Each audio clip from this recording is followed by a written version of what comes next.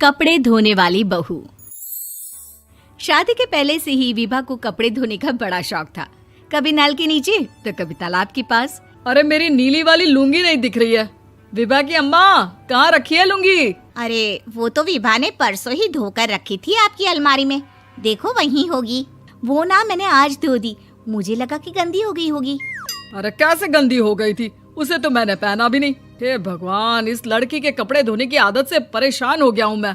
जितना तो घर में राशन नहीं आता, उससे कहीं ज्यादा डिटर्जेंट पाउडर का खर्चा है। इसकी शादी करवा दो, शादी जाए अपने घर में ही करे काम, फिर चाहे घर के कपड़े धोने हो या पूरे गांव के। हाँ ठीक बोल रही हो, देखता हूँ मैं कोई लड़का। वो दिन भी आ जाता है जब विभा को देखने लड़के वाले आ जाते हैं। लड़की मुझे अच्छी लगी। होने वाली सास कहती है, बेटी अगर कुछ पूछना है तो पूछ लो।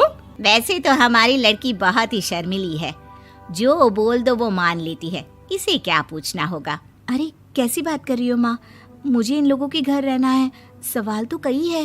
हाँ हाँ बेटा, पूछ लो ना, क्या पूछना है। आप लोगों के घर कपड़े कौन धोता है? सास का मुंह बन जाता है। देखो, अगर तुम ये कहना चाहती हो कि तुम्हें कपड़े धोने नहीं आते तो सुन लो, कपड़े मैं ही धोती हूँ, लेकिन तुम्हारे आ जाने के बाद मैं रुमाल तक नहीं धोऊंगी। अरे चुप रहना भाग्यवान, बहू बेचारी घर आई नहीं, उसे डराना शुरू कर दिया। वो क्या है ना बिटिया, अभी तक तो ये कल्लू की माँ ही धोती थी, लेकिन अब तुम्हारे पापा तो दहेज में वॉशिंग मशीन देंगे ही। तभी विभा की माँ बोल पड़ती है, सवाल भी पूछा तो क्या। वैसे भाई साहब, मशीन की तो फिर भी कपड़े धोने की कैपेसिटी होती है। मतलब जो बिटिया दे रहे हैं ना विभा, इसे कपड़े धोने का बहुत शौक है। ये आप लोगों के क्या, आस पड़ोस गांव मोहल्ले सबके कपड़े धो दे और उफ तक ना करे। बाहर देखा नहीं आपने कितने कपड़े सूख रहे हैं? सब हमारी बिटिया ने ही तो धोए हैं। बस भी करो ना माँ, शर्म आ रही इतनी तारीफ सुनकर। और तो और एक दाग निकाल कर दिखाओ तो मान जाओ। हाँ अच्छा, माफ करना बेटा, मैंने गलत समझा। हमें तो रिश्ता बहुत पसंद है। और ऐसे जुड़ जाता है रिश्ता कपड़े धोने का शौक रखने वाली विभा का। उसकी शादी हो जाती है कोयला फैक्ट्री में काम करने वाले कल्लू के साथ। शादी के बाद अचानक विभा चिल्लाती हुई सास के पास आती है। सासू माँ, अरे सासू माँ कहाँ है आप? ये तो धोखा है, धोखा दिया आप लोगों ने मुझे। इसे ससुर के चक्कर के बारे में पता चल गया। अरे तो उसमें तुझे क्यों धोखा मिला है? अरे नल में पानी नहीं आता, कपड़े कैसे कब धुलेंगे? अच्छा, तू पानी नहीं आ रहा उसकी बात कर रही है। तो आपने क्या सोचा? कुछ नहीं।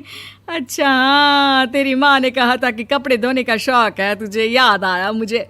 शौक बोलकर कपड़े धोने वाले मेरे जुनून को कम ना आके सासू माँ, कपड़ा धोना मेरा गुरूर है।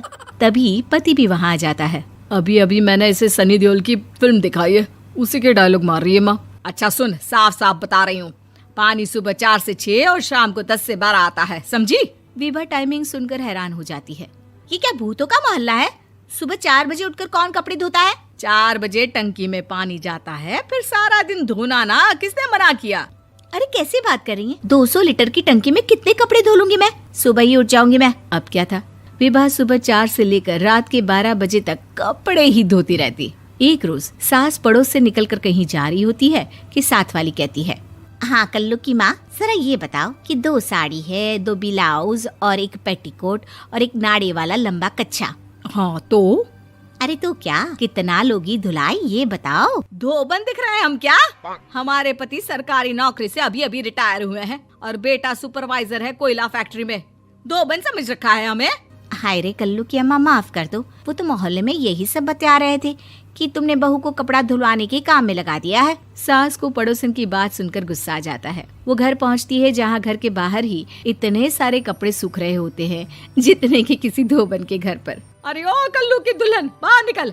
माँ जी यहीं आ जाओ, बाथरूम में चादर धो रहे हैं हम। अरे अभी हम धोते हैं, तुमको बाहर निकलो। ये आस पड़ोस वाले बोल रहे हैं कि हम बहू से कपड़े धुलवा कर उसे कपड़ा धोने वाली बना दिए हैं।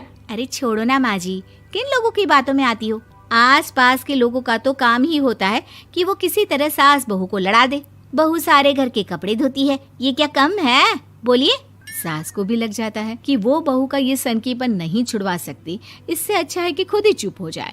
एक रोज सास और बहू मंदिर जाते हैं, जहाँ सास की साड़ी वहाँ खड़ी भीख मांगने वाली से मिलती है। माँ जी क्या बात है, आपकी साड़ी उस भिखारन से कितनी मिल रही है ना? हाँ हाँ देखो तो, दोनों की साड़ी मिल रही है। क्या बात है कल्लू की अम्मा, तुम खुद को तो अफसर की बीवी बताती हो और ऐसी सिंपल सी प्लेन साड़ी पहनकर घूमती हो। सिंपल और प्लेन नहीं है ये साड़ी। तो क्या सोने के धागे से फूल बने हैं? कुछ भी सासू माँ, कुछ भी। हाँ बने थे इस साड़ी में सोने के धागे से फूल। मेरे पति लेकर आए थे मद्रास से स्पेशली मेरे लिए 10,000 की। ताहे भाई साहब इस भिखारन के लिए भी सेम टू सेम साड़ी लेकर आए होंगे 10,000 की। सास उस वक्त तो कुछ नहीं कहती, लेकिन बहू के साथ घर आती है और अलमारी से एल्बम निकाल कर लाती है। ये साड़ी देख रही है, ये वही साड़ी है जिसे मैंने अभी पहना था। इस साड़ी में ये जो चमकदार फूल दिख रहे हैं ना, ये सोने के धागों से काढ़े गए हैं। लेकिन तू लोकल वॉशिंग मशीन ब्रश से घिस घिस कर सारे फूलों को निकाल कर साड़ी प्लेन कर दी। मुझे माफ कर दीजिए सासू माँ। और तो और, जब मैंने तुझे तेरी गलती के लिए कुछ नहीं कहा, लेकिन तूने तो सबके सामने मेरा मजाक ही बना दिया। क्यों? बहू को समझ में आ जाता है कि अब से उसका कपड़े धोना बंद।